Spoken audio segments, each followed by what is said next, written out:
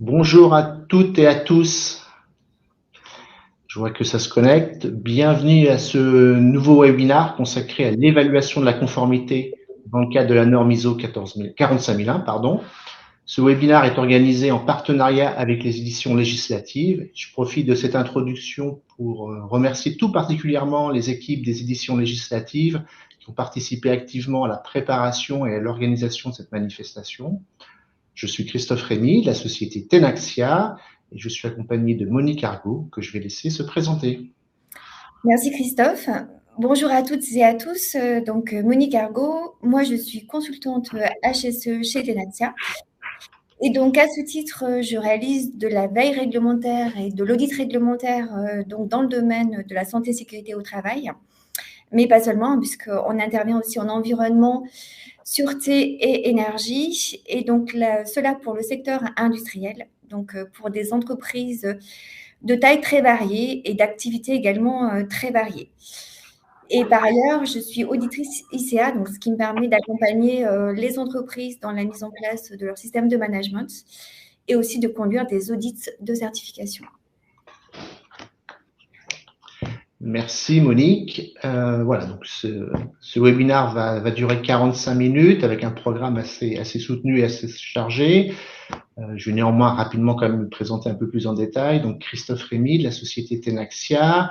Je dirige le département HSE, mais je réalise également de nombreuses missions auprès de clients industriels de tout type et de toute taille, et principalement sur le volet réglementaire qui nous intéresse aujourd'hui, sur l'évaluation de conformité.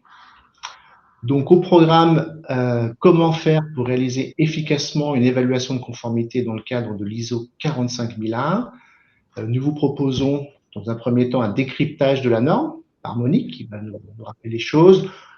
Au préalable, je voudrais quand même présenter Tenaxia. On verra comment établir ce qu'on appelle le point zéro, les premières évaluations que vous devez réaliser. On verra comment mener efficacement une évaluation de conformité sur l'ensemble des phases, de la phase de préparation à la phase de réalisation, mais également de restitution, pour aboutir dans certains cas à l'élaboration d'un plan d'action. Nous passerons également un peu de temps sur le principe de réévaluation périodique de la conformité, puisque ce travail devra être renouvelé. Et puis, dans le cadre de la veille réglementaire, c'est-à-dire de la mise à jour de la réglementation, en tout cas des obligations de conformité, on verra comment évaluer cette conformité. Et puis, bien évidemment, tout en tenant compte des modifications de vos installations, Nous avons la possibilité, vous avez la possibilité de poser vos questions, je ne l'ai pas dit effectivement tout à l'heure, dans le chat qui se trouve sur la partie supérieure à droite de votre écran, donc n'hésitez pas à poser vos questions. On a un moment à la fin de cette manifestation pour répondre à ces questions-là. Oui, nous avons commencé. Et puis, si nous n'avions pas effectivement répondu à toutes les questions, on reprendra contact avec vous pour répondre à l'ensemble des questions. Je précise également que le replay de ce webinaire ainsi que les slides qui vont vous être présentés seront disponibles aux participants. Rapidement, avant de rentrer dans le vif du sujet, une présentation de Tenaxia. Donc, Tenaxia est un éditeur de logiciels spécialisé notamment dans le domaine de l'environnement, de la santé et sécurité, adossé à une entreprise de conseil. Donc, nous avons des consultants en interne chez nous, dont Monique fait partie, qui réalisent différentes missions. Deux offres chez Tenaxia, une offre plutôt orientée PME-PMI, donc c'est ce qu'on appelle la marque EverHSE chez nous, qui permet aux PME d'avoir à disposition des outils et des conseils opérationnels sur ces sujets de la veille de la conformité réglementaire, mais également de la gestion des déchets, ou plus généralement de la gestion des risques à travers du document unique, notamment. On a également donc effectivement une offre Tenaxia, plutôt à destination des grands comptes, toujours sur ces domaines de la veille et de la conformité réglementaire. Vous avez quelques références, mais globalement, retenez que nous travaillons pour tout type de secteur d'activité et pour tout type de taille d'entreprise. Voilà. Eh bien, écoutez, ce que je vous propose, c'est de lancer effectivement ce webinaire en laissant la parole à Monique pour la première partie, c'est-à-dire le décryptage de la norme ISO 45001 concernant l'évaluation de conformité. Merci Christophe. Alors, que nous demande donc ce référentiel 45001 en termes d'évaluation de la conformité? Donc, pour cela, il faut qu'on décortique en fait le paragraphe 9.1.2 du référentiel. Et donc, on se rend compte qu'il y a finalement 4 niveaux d'obligation. Tout d'abord, il faut, pour être efficace, pour évaluer correctement sa conformité, il va falloir se déterminer une fréquence adaptée. Donc, je vais y revenir tout au long de ce webinaire, mais avoir une fréquence adaptée, c'est une des clés de la réussite de votre évaluation de conformité. Donc, prenons un exemple, une entreprise, par exemple, qui a des machines très dangereuses par rapport à une entreprise qui va avoir des équipements, on va dire, plus standards, par exemple, simplement en termes d'appareils de levage, des transpalettes, donc qui présentent moins de dangers. Eh bien, la première entreprise qui a des machines très dangereuses, elle va devoir évaluer la thématique équipement de travail, ce qui va lui permettre notamment de vérifier que les plans de maintenance sont bien déployés, que les contrôles réglementaires sont bien faits. Eh bien, cela, elle va le faire à fréquence plus importante que l'autre entreprise qui a simplement, par exemple, des petits appareils de levage. Ensuite, eh bien, une fois que vous aurez fait votre évaluation de conformité, il faudra entreprendre des actions pour se mettre en conformité parce qu'effectivement, une entreprise ne peut pas être 100% conforme, hein, c'est très difficile puisqu'il y a énormément d'obligations de conformité. Et donc ça, il faudra que ça s'inscrive bien dans votre système pour pouvoir notamment alimenter votre revue de direction pendant laquelle vous allez déterminer justement les plans d'action que vous allez conduire pour vous mettre en conformité. Ensuite, le référentiel vous demande donc de maintenir la connaissance de votre état de conformité. Donc, ça veut dire que dans le temps, vous allez justement pouvoir démontrer que vous savez si vous êtes conforme ou pas conforme. Là, ça rejoint la notion donc de définition d'une fréquence adaptée. Donc, souvenez-vous de mon exemple que je vous ai donné en introduction. C'est très important pour démontrer qu'on maintient dans le temps la connaissance de son état de conformité, d'avoir défini une fréquence adaptée pour évaluer ses obligations de conformité. Ensuite, le référentiel demande de maintenir la compréhension de son état de conformité. Donc ça, qu'est-ce que ça veut dire? Ça veut dire qu'il faut être en capacité d'expliquer pourquoi vous avez identifié que vous étiez conforme sur telle exigence et non conforme sur l'autre exigence. Donc ça veut dire qu'il faudra prendre garde à bien conserver les éléments qui vous ont permis de vous prononcer sur votre état de conformité. Donc ça va pas, par exemple, pouvoir être des informations documentées qui vont provenir de l'externe. Hein. Par exemple, si vous faites appel à des prestataires pour réaliser certains contrôles réglementaires sur vos équipements de travail, eh bien, ils vont vous donner un rapport qu'il faudra conserver. Mais ça peut être aussi des enregistrements que vous produisez, vous, en interne, puisque, par exemple, pour ces contrôles réglementaires, pour les BGP, eh bien, certains peuvent être réalisés en interne du moment que vous démontrez la compétence de ces personnes pour réaliser ces contrôles réglementaires. Donc, j'ai parlé en fait de plusieurs termes. J'ai parlé donc d'obligation de conformité.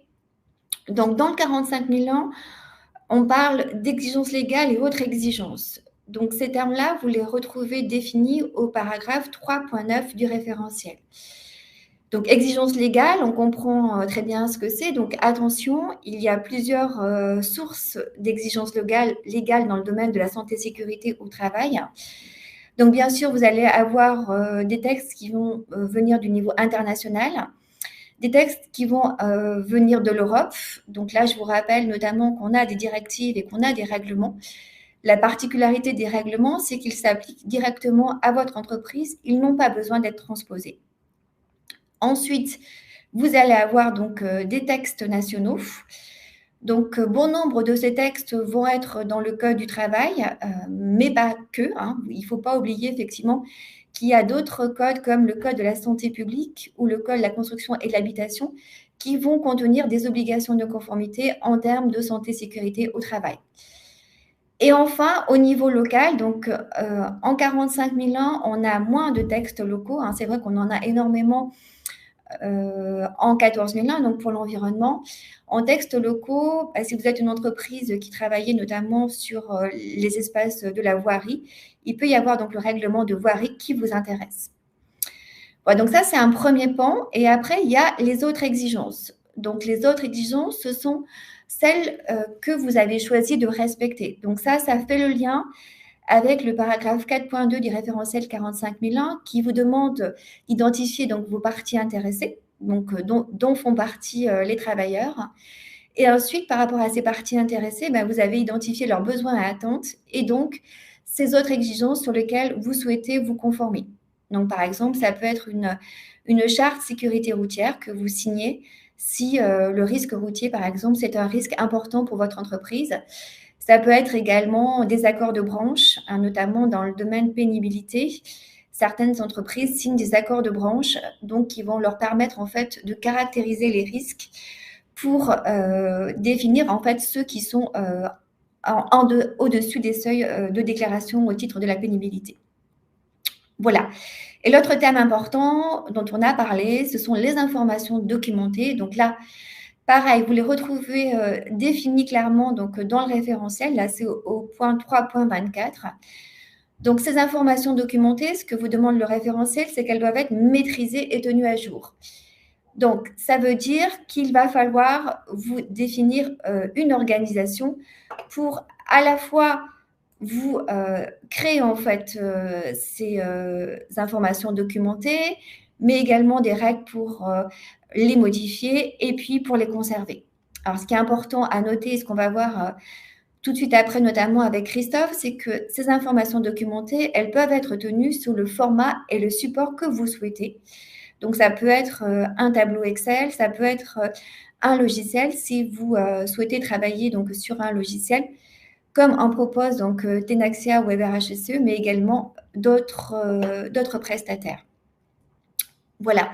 Alors, dernier point sur le référentiel. Le référentiel 45001 n'exige pas de procédure. Donc, pour ceux qui connaissent l'OCHAS de 18001, on avait l'obligation de rédiger une procédure pour décrire comment on allait mener cet exercice d'évaluation de conformité. Donc, ce n'est pas le cas pour le 45001.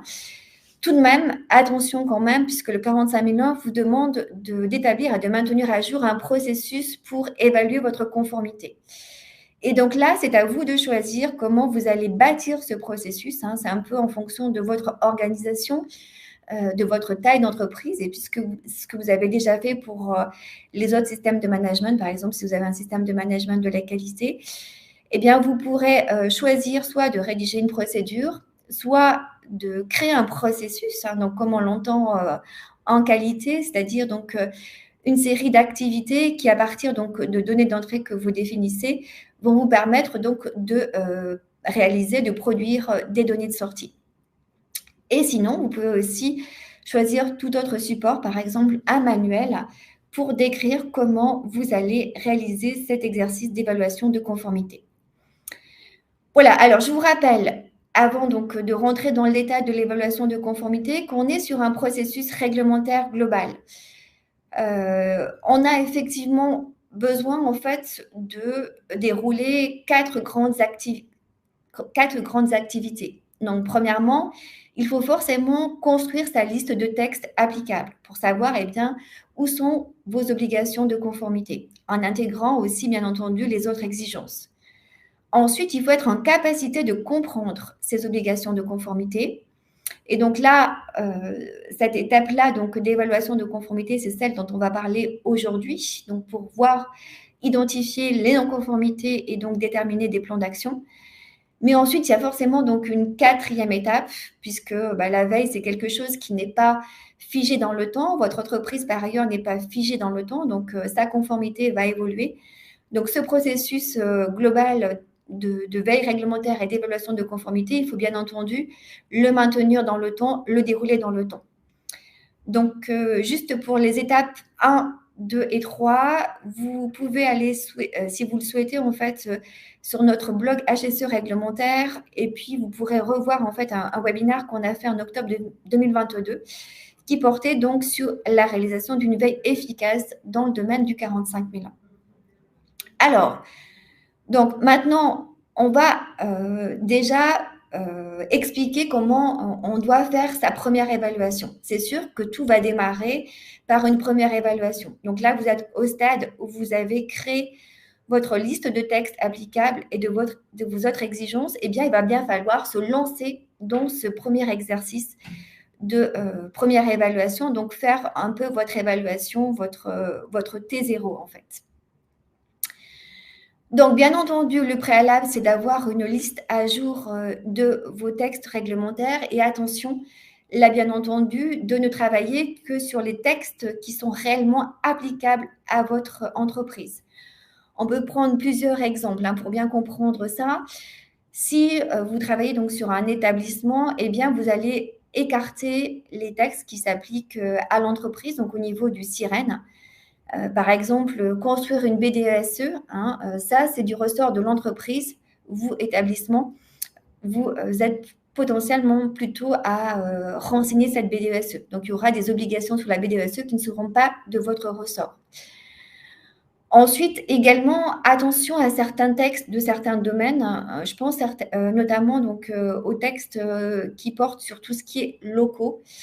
Donc, tout ce qui va être construction, aménagement de bâtiments.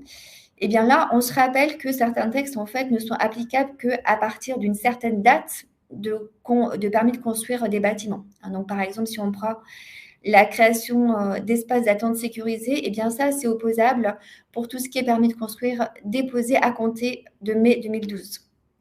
Donc, vigilance sur tout ça pour ne pas se tromper lorsque vous faites votre évaluation de conformité. Alors, ensuite, comment travailler efficacement sur cette première évaluation de conformité?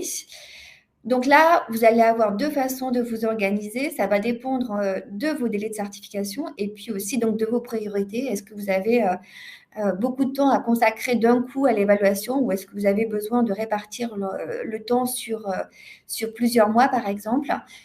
Donc, soit vous allez faire votre évaluation en une seule fois, vous allez consacrer suffisamment de temps pour évaluer concrètement l'ensemble des exigences qui vous sont applicables, soit vous allez établir un planning sur plusieurs mois. Et là, ce qu'on vous conseille, c'est de travailler par thématique pour ne pas perdre de temps et bien regrouper toutes les obligations qui sont liées au même texte, au même thème.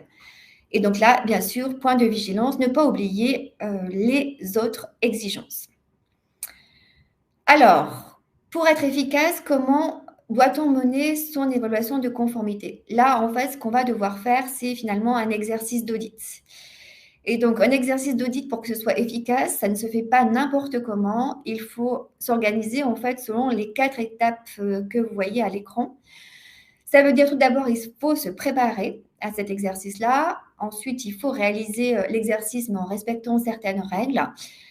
Après, il faudra restituer vos résultats d'évaluation de conformité. Et enfin, il faudra déterminer quels sont les plans d'action à conduire pour vous mettre en conformité. Donc, première étape de préparation. Alors, là, forcément, pas de secret. Il va falloir commencer par lire les textes pour bien identifier dans le texte quelles sont les obligations qui vous concernent. Donc là, par rapport aux règles qu'on s'est données tout à l'heure, on peut ajouter que pour lire efficacement un texte, il faut par exemple avoir résumé un texte. Ça vous permet rapidement de bien situer le contexte du texte. Ça vous permet facilement d'accéder aux principales obligations. Et puis aussi, il peut être intéressant de bien avoir rédigé les conditions d'application d'un texte. Parce qu'on se rappelle que dans un même texte, on peut avoir des obligations qui entrent en vigueur tout de suite ou d'autres qui sont à application différée. Donc, si l'entreprise, par exemple, n'a pas fait une obligation qui est à échéance différée, elle ne sera pas non conforme puisqu'elle a encore du temps. Vous pourrez simplement alerter effectivement les services concernés sur le fait qu'ils ont à prévoir donc des ressources pour ce point-là. Ensuite, il faut, pour ne pas perdre de temps, pour ne pas faire perdre de temps à vos interlocuteurs, identifier dans votre entreprise quelles sont les personnes qui détiennent les informations. Donc, le service HSE, vous allez forcément avoir des informations chez vous, mais il n'y a pas que vous qui avez des informations qui sont importantes. Donc là, on pense aussi également au service maintenance, puisque Les services maintenance, utilité et bâtiment, eh c'est le service qui va notamment déployer, bien sûr, tout ce qui est plan de maintenance prédictif, préventif, correctif, mais aussi ce sont souvent eux qui vont être les chefs d'orchestre donc de tout ce qui est VGP, vérification donc générale périodique des équipements concernés. Donc eux, voilà, vont être détenteurs de ces informations-là. Et puis aussi également le service ressources humaines, puisque vous allez devoir évaluer tout ce qui est accueil, sécurité donc des salariés, que les salariés ce soit des gens qui sont en CDD, qui sont des intérimaires, qui sont en stage ou en apprentissage. Donc là, voilà, il faut bien effectivement aller voir ce service ressources humaines pour ces aspects-là et aussi pour tout ce qui est gestion des formations obligatoires. Alors, pour être efficace ensuite, et pour ne pas perdre de temps, voilà, je vous montre à l'écran en fait un plan d'audit. Donc, c'est un plan d'audit que nous utilisons nous en fait pour nos prestations d'audit. Donc, comment organiser un plan d'audit? Donc, vous allez aussi, même en interne, commencer par une petite réunion d'ouverture où vous allez saluer vos interlocuteurs et puis s'assurer avec eux qu'ils ont bien prévu dans leur agenda le temps imparti à l'exercice d'audit. Et après, vous allez organiser votre plan d'audit donc par thème. Et ce qui est important, c'est que pour les différents thèmes, en fait, vous regroupiez bien toutes les obligations qui viennent des différentes sources. Donc, par exemple, pour le thème incendie-explosion, vous voyez que j'ai mis donc à la fois des obligations qui viennent de l'arrêté préfectoral de mon site, mais aussi du Code du travail. Ensuite, ce qui est important, on l'a dit, de bien identifier les services à aller voir, mais aussi, parce que cet exercice-là, bien sûr, il faudra aussi le faire sur le terrain, puisqu'il faudra aller vérifier comment sont concrètement réalisées les activités. Donc voilà, il faut identifier les installations que vous voulez voir lors de l'audit sur le terrain. Une restitution à chaud, même en interne, c'est important pour s'assurer que vous êtes bien compris avec vos audités, que les principales non-conformités les ont bien en tête et qu'ils sont bien d'accord avec ça. Voilà. Et puis, ça peut être intéressant aussi de transmettre en fait une liste de documents à vos interlocuteurs pour que, ils puissent préparer donc l'exercice et que vous ne perdiez pas de temps les uns et les autres. Et enfin, pour être efficace, pour bien se préparer, bien entendu, il faut avoir un guide, donc un support d'audit pour vous aider à savoir ce que vous allez auditer et ne pas oublier d'exigences. Donc, Christophe, je te passe la main maintenant pour que tu nous montres comment concrètement créer en fait un support d'audit. Oui, merci. Donc, je vais vous présenter effectivement donc un logiciel, l'outil que Tenaxia a développé, mais je tiens quand même à préciser avant que tout ce que je vais vous montrer, notamment sur la partie logicielle, que vous pouvez également faire ces éléments-là sous Excel. Donc la méthodologie que décrit Monique, bien évidemment, peut être réalisée sous Excel. Et donc je vais alterner entre une présentation de l'outil Tenaxia EverHSE et puis un fichier Excel. Donc, il n'y a pas d'obligation, on va dire, de s'équiper d'un logiciel, même si c'est plutôt une bonne pratique. Donc là, vous avez sous les yeux, effectivement, l'outil Tenaxia qui permet, donc dans cette première étape, on va le faire ensemble, de préparer son audit et de constituer une grille d'audit. Donc, pour faire ça, je vais effectivement dans le logiciel qui rassemble l'ensemble de la réglementation applicable. Donc, en l'occurrence, aujourd'hui, dans ce qui nous intéresse sur la partie santé, sécurité au travail. Je suis en mesure d'identifier assez facilement, compte tenu des caractéristiques de mon établissement, de mon entreprise, les exigences qui s'appliquent. Donc, vous les avez ici. Je vais sélectionner tout simplement le domaine qui me concerne, la partie sécurité, en lien avec la norme 45001. Je sélectionne les exigences que je dois plutôt évaluer, donc celles qui sont taguées à évaluer. Donc j'en ai 54 dans ma base de démonstration. Et puis, je peux assez facilement dans ce genre d'outils, alors il y a d'autres prestataires que Tenaxia sur le marché, mais ces outils permettent généralement de construire ce qu'on appelle une grille d'audit.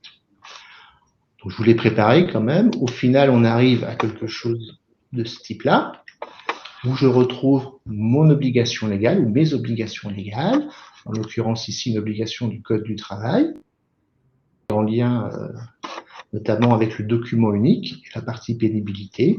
Donc, je retrouve l'obligation à respecter et on verra plus tard comment positionner sa conformité. Donc ça, c'est la première manière. Et avec ça, vous partez sur le terrain. Alors, soit vous l'avez construite sous Excel, soit vous l'avez extrait d'un outil et vous partez sur le terrain faire la conformité. C'est l'étape 1. Autre possibilité proposée ici, c'est directement de travailler avec le texte. C'est ce que m'expliquait un peu Monique. Je peux sélectionner, par exemple, un texte et puis, je vais prendre le premier pour des questions de simplicité, l'exporter. Donc, j'exporte ce document-là, en l'occurrence ici au format PDF. Je retrouve toute une série d'informations, alors c'est un peu petit, pardon, toute une série d'informations qui résument le texte et ses différentes modifications. Et puis, sur le terrain, je vais pouvoir m'appuyer sur ce document qui reprend les obligations que vous devez respecter, en l'occurrence ici, transcrire dans un document unique les résultats de vos évaluations des risques professionnels, et puis indiquer si vous êtes conforme ou non conforme. Donc ça, c'est la manière. Voilà.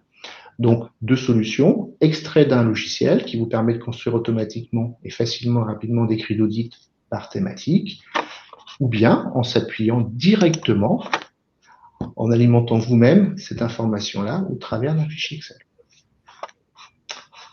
Voilà pour cette première étape de constitution de la grille d'audit préalable à l'établissement du point zéro.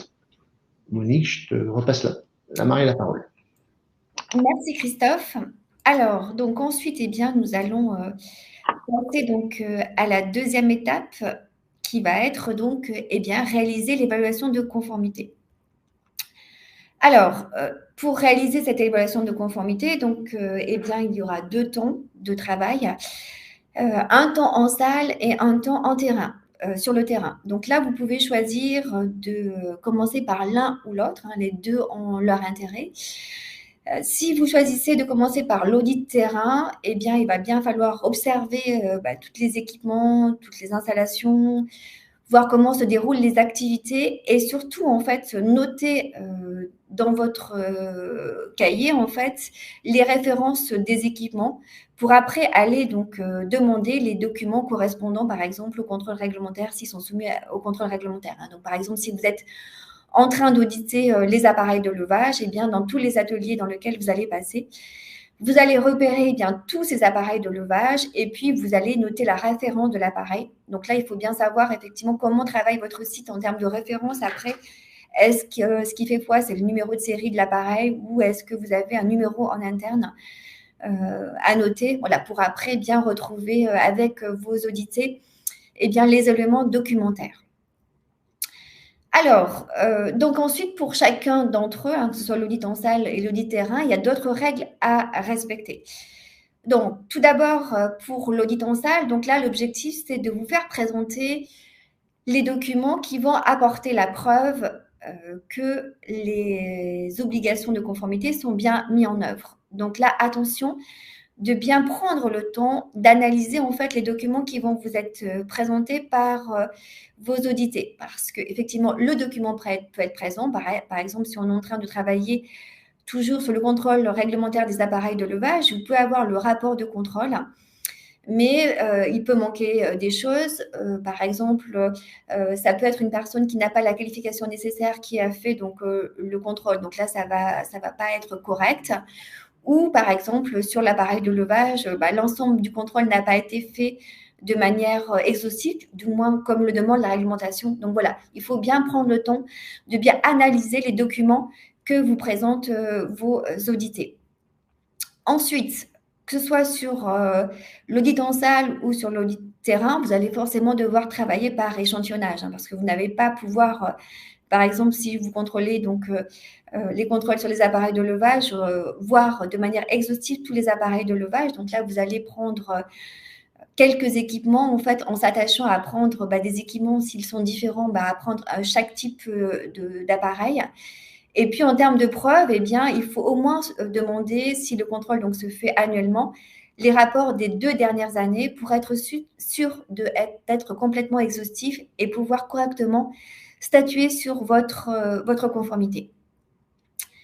Alors ensuite, quelques autres points d'attention donc sur la conduite des interviews. Donc là, ce qui est important, c'est aussi d'avoir une écoute active donc de vos audités.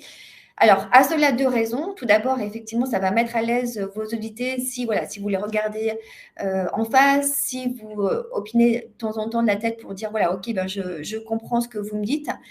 Mais aussi, cette écoute active, ça va vous permettre en fait de bien rebondir. Vous avez certes votre guide d'audit sous la main, mais il faut aussi bien rebondir en fonction des réponses qui sont apportées par vos audités. Donc, dérouler une sorte de PDCA tout au long de votre audit. C'est là que vous serez sûr d'être bien exhaustif sur l'évaluation de l'ensemble des obligations.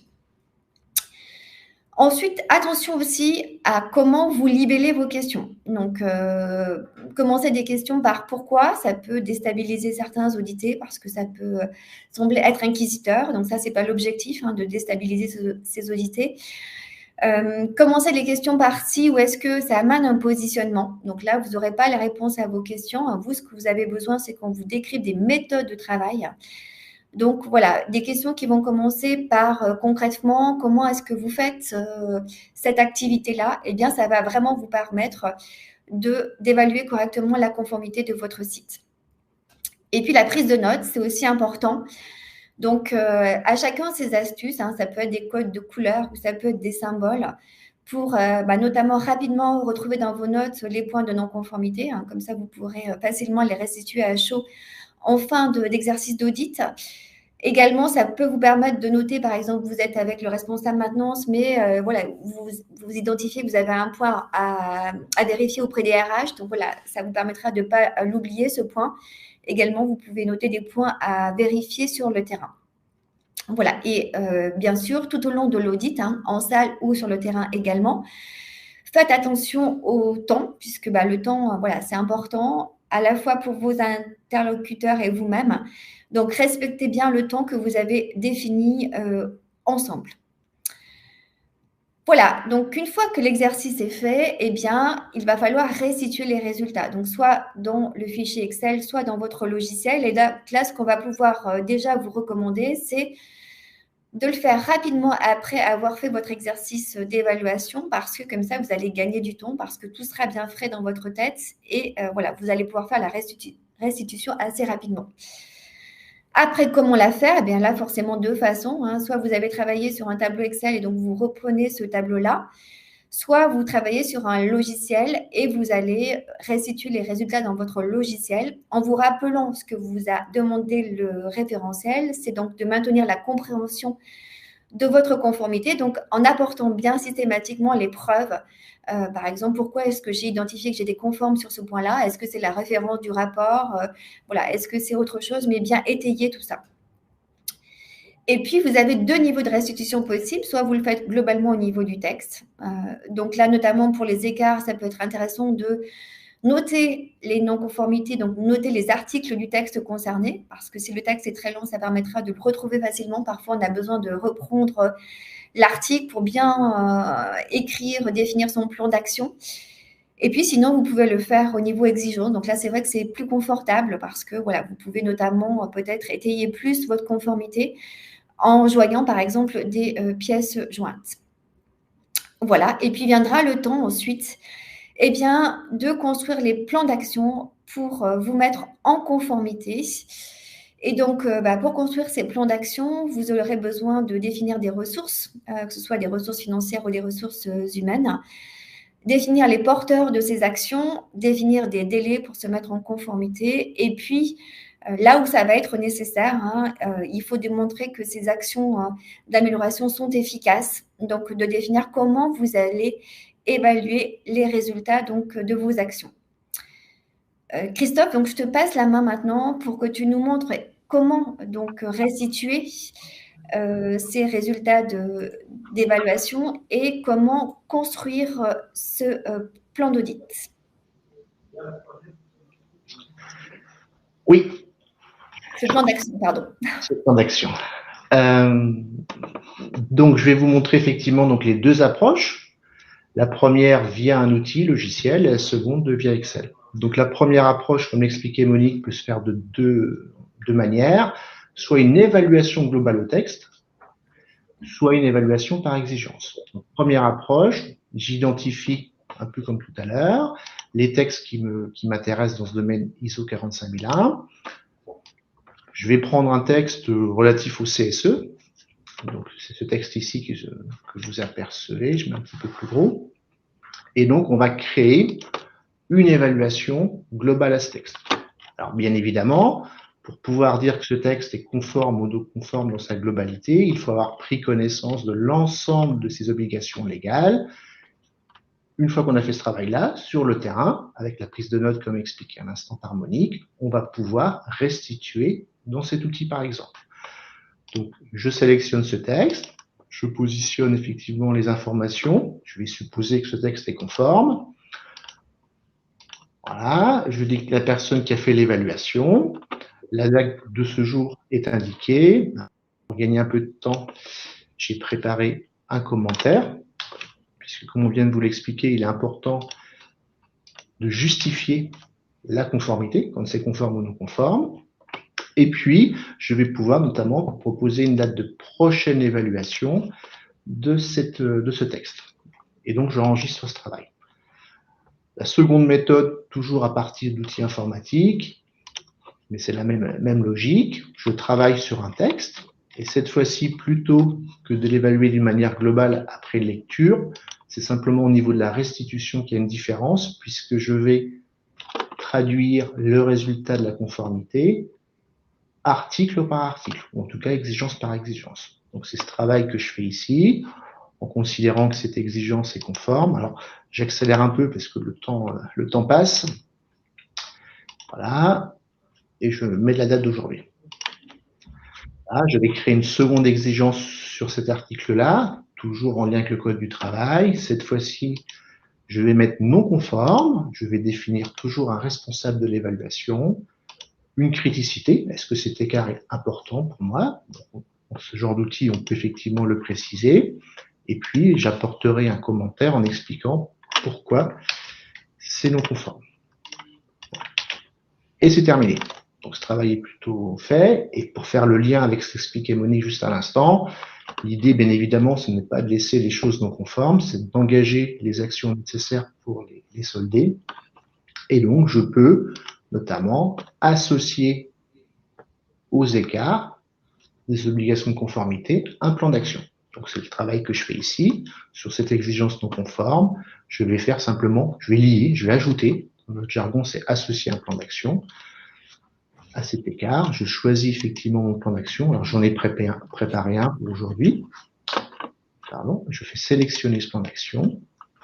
Je rajoute des actions si nécessaire. Et j'ai lié donc cet écart réglementaire à un plan d'action que je vais pouvoir ensuite suivre dans le temps, avec une vision consolidée des différentes actions que je dois mener en fonction de l'avancement des choses. Voilà pour cette partie évaluation, enregistrement de la conformité. Monique, je te repasse la main avec quand même une petite consigne. Voilà, je vais te laisser finir les derniers chapitres. D'accord, ça marche très bien. Voilà. Peut-être une minute ou deux pour les questions qui arrivent. D'accord, très bien. Alors, donc, eh bien, on se rappelle que le référentiel nous a demandé de maintenir dans le temps la connaissance de sa conformité. Donc, ça veut dire qu'il va falloir réévaluer périodiquement ses obligations de conformité. Donc là, on est dans le cas où la réglementation, effectivement, elle n'a pas évolué, mais votre entreprise que vous avez déclarée conforme un jour, elle peut effectivement, dans 2 ou 3 ans, ne plus être conforme. Donc là, c'est pour ça que pour démontrer qu'on maintient la connaissance dans le temps de sa conformité, il faut périodiquement réévaluer sa conformité. Alors, le prérequis, bien entendu, c'est d'avoir fait sa première évaluation et ensuite, comment s'organiser pour être efficace, pour choisir cette périodicité de réévaluation de la conformité. Donc là, plusieurs cas de figure. Si on est dans le cas d'un établissement qui présente peu de risques en termes de santé et sécurité au travail et qui a peu de textes, eh bien, on peut se dire qu'on va revoir l'ensemble de nos textes tous les 3 ans, parce que ça correspond effectivement à un cycle de certification. Par contre, si on n'est pas dans ce cas-là, eh bien, sa périodicité, on peut l'établir en fonction du type de texte. Il y a effectivement des textes qui vont être plus importants que les autres. Hein. Par exemple, si je prends l'arrêté préfectoral, puisque dans un arrêté préfectoral, il y a aussi des obligations en termes de santé sécurité au travail. Hein. Par exemple, tout ce qui est prévention du risque incendie. Donc, voilà. Donc, ces textes-là qui sont plus importants auront, par exemple, une fréquence de réévaluation tous les ans et les autres tous les 3 ans. On peut aussi travailler en fonction des risques des installations de son site. Donc, si par exemple le risque chimique, c'est un risque prégnant pour mon site, eh bien, ce risque-là, je vais le réévaluer plus souvent, par exemple par rapport à un risque secondaire, par exemple le risque biologique, que lui, je pourrais évaluer tous les 3 ans. Ou alors, si vous avez quand même beaucoup de textes, mais on va dire qu'il n'y a pas de risque plus prégnants les uns que les autres, on peut aussi choisir en fait de diviser sa base réglementaire en tiers et donc en fait de conduire un tiers des évaluations chaque année, ce qui nous permettra du coup d'avoir une réévaluation tous les 3 ans de l'ensemble des textes. Voilà, et bien entendu, attention de bien appliquer les méthodes d'évaluation qu'on a vues ensemble et de bien établir vos programmes d'audit en conséquence. Voilà, alors ensuite, autre obligation, eh bien, la réglementation, ce n'est pas quelque chose qui est figé, donc ça veut dire que le législateur va être amené à soit modifier les textes existants, soit à en créer d'autres, parce que, par exemple, il va devoir transposer des directives européennes où il y a des nouveaux risques qui vont apparaître, donc ils vont devoir être encadrés réglementairement. Eh bien, voilà, ces modifications de texte ou ces nouveaux textes, il va falloir donc les réévaluer. Alors là, la clé, c'est d'être en capacité de bien identifier les modifications. Donc, ça veut dire d'avoir un processus de veille qui soit efficace. Ensuite, eh bien, vous pouvez choisir de réévaluer uniquement la modification. Hein. Ça, c'est effectivement si la modification est assez simple, vous pouvez consacrer votre travail juste sur les obligations de conformité qui ont été modifiées. Ou parfois, attention, ça va vous demander de réévaluer l'ensemble du texte. Et bien entendu, on se rappelle qu'il faut à chaque fois justifier pour démontrer donc qu'on maintient la compréhension de sa conformité, donc justifier vos résultats d'évaluation. Et enfin, dernier point pour lequel il va falloir faire une évaluation, donc ça c'est pareil à décrire dans votre processus d'évaluation de conformité. Là, cette fois-ci, c'est votre entreprise qui évolue. Votre entreprise, elle va par exemple avoir donc de nouveaux équipements de travail. Demain, vous allez agrandir un bâtiment ou vous allez, pour vos besoins donc, de process, avoir des nouveaux produits chimiques, par exemple, qui vont arriver sur votre site. Et donc, par rapport à ces évolutions, il va falloir, bien entendu, évaluer votre conformité. Donc là, la clé de la réussite, c'est quoi? Eh bien, c'est d'être organisé dans votre entreprise pour être au fait de ces modifications. Donc, par exemple, vous allez avoir un outil qui va vous permettre d'homologuer les nouveaux produits chimiques entrant sur le site. Ou vous allez avoir un process, travaux neufs, bien rodé pour que voilà, vous soyez informé qu'il y a ce projet et que vous puissiez donc mener l'évaluation de conformité dessus. Ensuite, l'autre clé, eh bien, c'est de pouvoir déterminer rapidement les textes qui sont concernés par ce nouveau texte ou par cette modification d'exigence. Donc, d'où l'intérêt de classer vos textes par thème, par domaine ou peut-être aussi par installation. Voilà, tout ça, ça vous permettra d'être efficace, de faire ça rapidement. Et bien entendu, déployer la méthode d'évaluation, donc cette méthode d'audit avec les 4 étapes pour être efficace. Voilà, alors, donc, on finira par une synthèse des points clés à retenir. En fait, pour être efficace dans votre exercice d'évaluation, on peut dire que ça passe par 3 actes de travail. Bien connaître son entreprise, ses obligations de conformité, porter attention donc aux obligations de conformité, comment elles s'appliquent, comment elles sont construites, bien voir toutes les modifications et surtout ensuite, voilà, appliquer les méthodes pour faire l'exercice d'évaluation de manière efficace et aussi donc pour restituer vos résultats d'évaluation et pour mener vos plans d'action. Voilà, je te laisse la parole, Christophe, donc pour les questions-réponses. Oui, alors quelques secondes, on arrive effectivement au terme de ce webinaire. Je vais prendre simplement une question, effectivement, que j'ai vu passer, notamment, Monique. Beaucoup de personnes s'interrogent sur le temps nécessaire et parlent effectivement d'une opération assez chronophage dans le cadre de la réalisation de ce travail. Est-ce que tu pourrais donner quelques idées, ordre de grandeur, du temps nécessaire à prévoir pour faire correctement ce travail d'évaluation dans le cadre de la norme ISO 45001? Alors, en temps, en fait, ce qu'on peut dire, hein, c'est que si on est sur la partie T0, voilà, ça va dépendre de comment l'entreprise va s'organiser.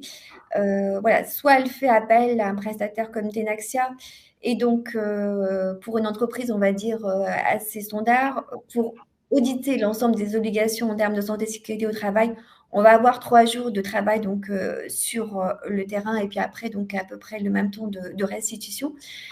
Si donc c'est votre service HSE qui conduit cet exercice-là, donc là, vous allez être effectivement moins affûté sur la compréhension des textes, comment ça s'organise, etc. Donc là, il va falloir à peu près bloquer une quinzaine de jours dans vos agendas.